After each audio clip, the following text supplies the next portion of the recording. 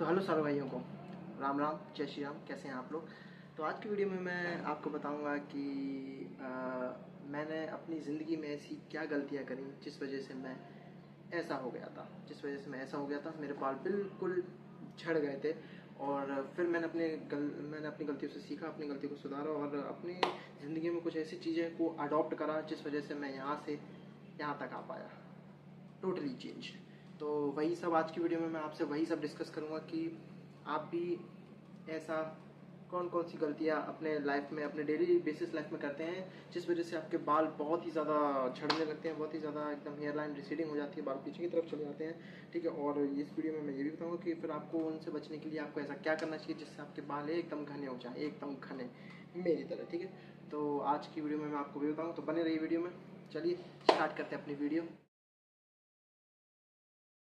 तो आज की इस वीडियो में हम टोटल 5 से 6 पॉइंट के बारे में बात करेंगे और इसको समझेंगे अच्छी तरीके से कि आप अपने डेली बेसिस पे ऐसी कौन सी गलतियां करते हैं जिस वजह से आप अपना हेयर लॉस खो देते हैं। बिल्कुल तरीके से हेयर लॉस आपका होने लगता है। तो और 5 से 6 पॉइंट के बाद मैं ये भी समझाऊंगा कि आप इसको क्योर करने के लिए क्या कर सकते हैं इतने घने बाल पाने के लिए। तो चलो चालू करते हैं। तो जो पहला पॉइंट है गाइस, आप जो पहली गलती करते हैं वो है ओवर वॉशिंग। तो guys, do not wash your hair on a daily basis पे अपने बाल कभी मत धोइए। ये सबसे बड़ी गलती जो आप करते हैं। मैं भी करता था, नो डाउट, मैं भी करता था। ये वन ऑफ द मेजर गलती है, ये वन ऑफ द बेस्ट गलती है, वन ऑफ द बेस्ट कह सकते हैं, क्योंकि इस गलती की वजह से आपका हेयर बहुत ही ज़्यादा थिन हो जाते हैं। आप उनको डेली बेसिस पे धोना चालू कर देते हैं। डेली बेसिस पे बाल कभी मत धोइए, कभी भी मत धोइए डेली बेसिस पे बाल। ठीक है, आपको बाल सिर्फ हफ्ते में 2 बार धोने हैं या एक बार उन लोगों के लिए जिनका स्काल्प बहुत ही ज़्यादा ड्राई नहीं रहता है, जिनका स्काल्प नॉर्मल ड्राई रहता है, थोड़ा बहुत ऑयली रहता है तो वो एक बार, और जिनका स्काल्प बहुत ही ज़्यादा ड्राई रहता है, ठीक है, और उसमें थोड़ी गंदगी जम जाती है तो वो 2 बार। But 2 time is way more enough. 2 बार से ज़्यादा आपको बाल बिल्कुल भी नहीं धोने। हफ्ते में सिर्फ 2 बार बाल धोइए। और मैं तो बहुत से लोग, ऐसे लोगों को भी जानता हूँ जो कि भाई रोज़ शैम्पू करते हैं।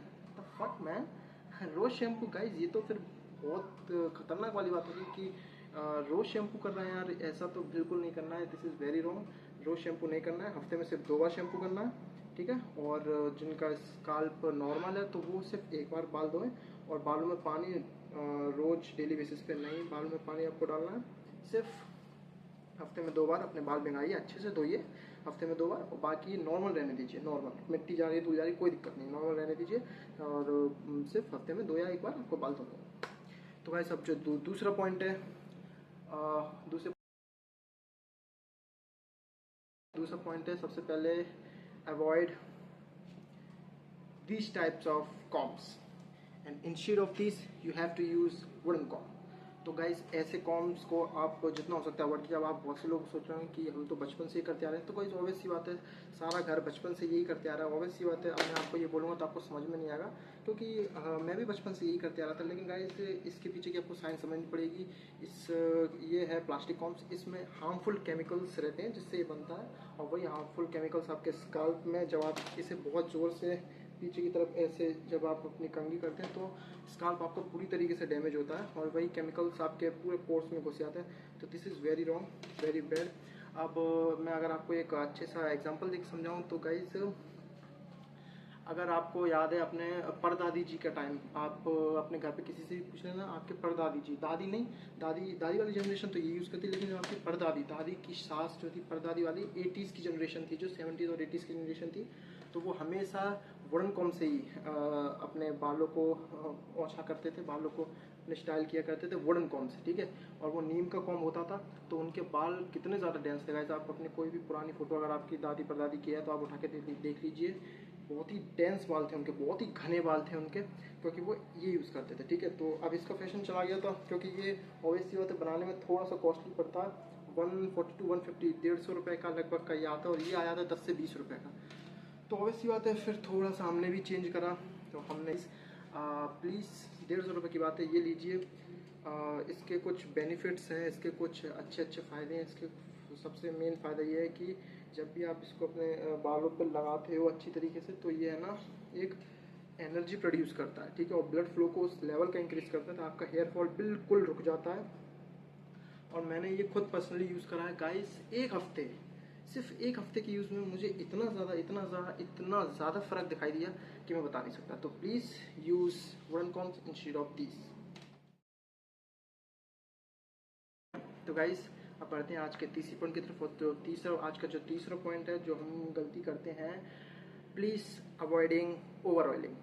तो गाइस ये भी एक बेसिक मिस्टेक है हमारे बाल को, हेयर वॉश का, कि हम ओवर ऑयलिंग कर लेते हैं। ज़रूरत से ज़्यादा ऑयलिंग आपको बिल्कुल नहीं करनी है। बहुत आपको ज़रूरत से ज़्यादा ऑयलिंग अवॉइड करनी है। बहुत से लोग क्या करते हैं, बहुत सारा तेल लगा लेंगे, मल मल के लगा लेंगे, कहेंगे कि हमारे बाल नहीं झड़ेंगे से।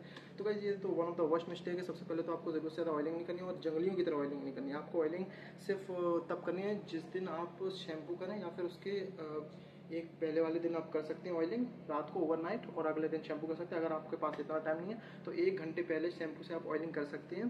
तो ओवर ऑयलिंग नहीं करनी है, बिल्कुल हल्की सी, थोड़ा सा, इतना कम भी नहीं लेना, इतना ज़्यादा नहीं लेना। नॉर्मल क्वांटिटी में आप ऑयल लें, उसको थोड़ा सा गर्म करें और नॉर्मल सिर पर लगाएं और 1 घंटे के लिए छोड़ दें और देन वॉश कर लें। तो ये होती है प्रॉपर ऑयलिंग। और ओवर ऑयलिंग होती है कि आप बहुत ज़्यादा ज़रूरत से आप तेल लगा लेते हैं, उसके बाद कॉम करते हैं, तो वो सब नहीं करना है, ठीक है। और इसमें जो एक और मेन पार्ट आया कि avoid this type of oils. अगर आप इस तरीके के ऑयल्स यूज़ करेंगे फिर आप उम्मीद छोड़ दीजिए, ठीक है। अगर आप सोच रहे हैं कि इस तरीके के ऑयल में अगर सच में आंवला प्रेजेंट है तो ये तो फिर आप वही बातें कर रहे हैं जैसे कि दाल चीनी में आप दाल अलग तोड़ रहे हैं, चीनी अलग तोड़ रहे हैं, ये तो वही बात कर रहे हैं आप। तो please avoid this type of oils, ठीक है। अगर आपको ऑयल के बारे में जानकारी चाहिए तो मुझे कमेंट कीजिए, मैं उसके लिए अलग वीडियो बना दूँगा। लेकिन तब तक के लिए मैं जो अपना पर्सनली फेवरेट ऑयल यूज़ करता हूँ वो मैं आपको बताऊँ, सरसों का तेल। One of the best guys, one of the best oil है। मैं सिर्फ वही यूज़ करता हूँ, सरसों का तेल यूज़ करता हूँ मैं, ठीक है। और उसको थोड़ा सा लेके थोड़ा सा उसको गर्म करता हूँ और देन अपने बालों पे लगाता हूँ। That's it. मैं कोई भी ऊट पटांग, कोई भी एक्स्ट्रा पैसे खर्च इस पर नहीं करता हूँ। लेकिन हाँ, अगर आपको इस पर पैसा खर्च करना चाहते हैं तो मैं कुछ बेस्ट ऑयल्स आपको बता सकता हूँ। स्क्रीन पे ये रहे, स्क्रीन पे तो आप देख लीजिए, ये ऑयल आप ऑर्डर कर दीजिएगा, ठीक है। अगर आपको जेन्युइनली इस पर पैसा खर्च करना है, और अगर आपको नॉर्मल करना है तो please please please please please, old is gold. Remember one thing, old is gold. सरसों का तेल इज़ द बेस्ट। तो गाइस अब बढ़ते हैं आज के चौथे पॉइंट की तरफ। और जो आज का चौथा पॉइंट है वो है ऑलवेज स्टे हाइड्रेटेड।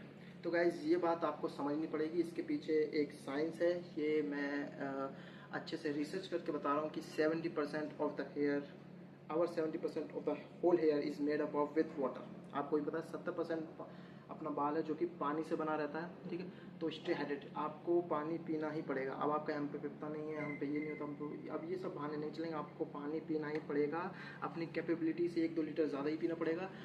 जो मैक्सिमम, जो मिनिमम रहता है वो रहता है 3 लीटर, ठीक है। और गर्मी बहुत ज़्यादा पड़ रही है तो आप 1-8 लीटर एक्स्ट्रा भी पी लीजिए। तो 4 से 5 लीटर पानी आपको पीना ही पड़ेगा अपने हेल्दी हेयर, और सिर्फ हेयर नहीं, हेल्दी स्किन के लिए भी। स्किन की वीडियो मैं बाद में बनाऊंगा, लेकिन आज बालों का, तो बालों के बारे में, इतने अच्छे घने बाल करने के लिए आपको स्टे हाइड्रेटेड रहना ही पड़ेगा। बहुत से लोग होते हैं जिनके मसल्स में वाटर होल्ड हो जाता है, तो वो यूज़ करता रहता है, अपने आप को यूज़ करता रहता है। लेकिन हर कोई इतना लकी नहीं होता है, तो बहुत सब लोगों के पास ये चीज़ नहीं होती है। तो प्लीज़ स्टे हाइड्रेटेड, आपको पानी पीना ही पड़ेगा अपने बालों की क्वालिटी सुधारने के लिए। स्टे हाइड्रेटेड, ठीक है। अगर आपको पानी पीने में दिक्कत आ रही है, बार बार बोतल भरने में दिक्कत आ रही है, तो 1 गैलन ले लीजिए। 1.5 से 2 लीटर की 1 गैलन आती है, वो ले लीजिए और अपना पानी इनटेक पूरा कीजिए। दिन में 2 गैलन भी पी लेंगे ना तो that is also way more enough. Way more enough means way more enough. तो प्लीज़ स्टे हाइड्रेटेड, ये भी बहुत ज़्यादा इंपॉर्टेंट चीज़ है। तो वैसे अब बढ़ते हैं आज के लास्ट 5वें पॉइंट, और which is the most important point. तो गाइज़ ये बहुत ही ज़्यादा इंपॉर्टेंट पॉइंट है। ये जितनी भी चीज़ें बताई ये सब इंपॉर्टेंट है, लेकिन जो 5वां पॉइंट है वो और भी इंपॉर्टेंट है। वो और इम्पॉर्टेंट इसलिए है क्योंकि हमारे बाल को चाहिए न्यूट्रिएंट्स, और न्यूट्रिएंट्स हमें उससे तब मिलेंगे जब हम अपनी बॉडी को न्यूट्रिएंट्स देंगे। तो आपको एक अच्छा क्वालिटी ऑफ फूड मेंटेन करके चलना पड़ेगा, जिसका रेशियो प्रॉपर प्रोटीन, कार्ब्स और फैट्स में तीनों में डिवाइडेड हो। तो आपको 60 से 70% लेना पड़ेगा प्रोटीन, मतलब अपना खाना प्रोटीन से, मतलब खाने से प्रोटीन आपको लेना पड़ेगा 60 से 70, और देन 20 to 30% आपको लेना पड़ेगा कार्ब्स एंड 10% फैट। जब आप इस रेशियो को मेंटेन करके चलेंगे तो आपके बाल बहुत ही ज़्यादा हेल्दी निकल के आएंगे, बहुत ही ज़्यादा हेल्दी।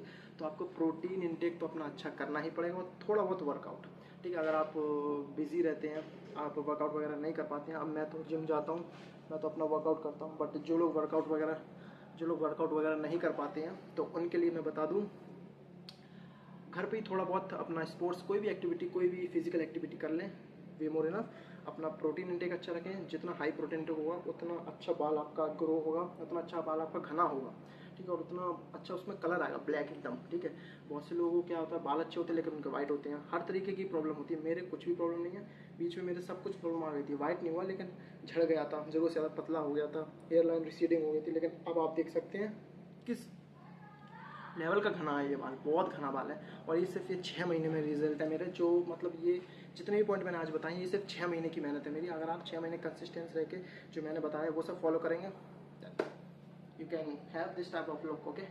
तो लास्ट पॉइंट हमारा यही था कि आपको अच्छी डाइट लेनी है, डाइट में आपको प्रोटीन रिच फूड ऐड करने हैं। आप अगर आप नॉन वेजिटेरियन है तो आप ऑब्वियसली बात है चिकन, एग, फिश ऐड कर सकते हैं। अगर वेजिटेरियन है देन उसमें आप पनीर, टोफू, सोया ये ऐड कर सकते हैं, ठीक है। और सब्जी में आप कर सकते हैं अपनी दाल सारी, moong dal is one of the best, लेकिन आप सारी ऐड कर सकते हैं, ठीक है।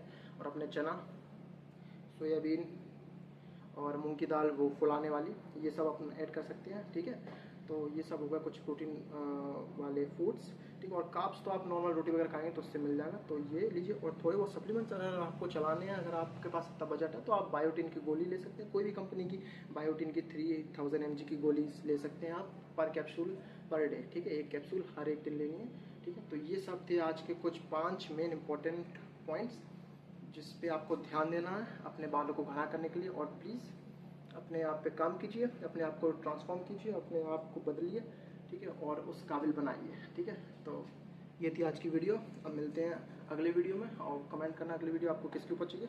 Till then stay happy, stay fit, अपने माँ बाप का ख्याल रखिए। जय श्री राम।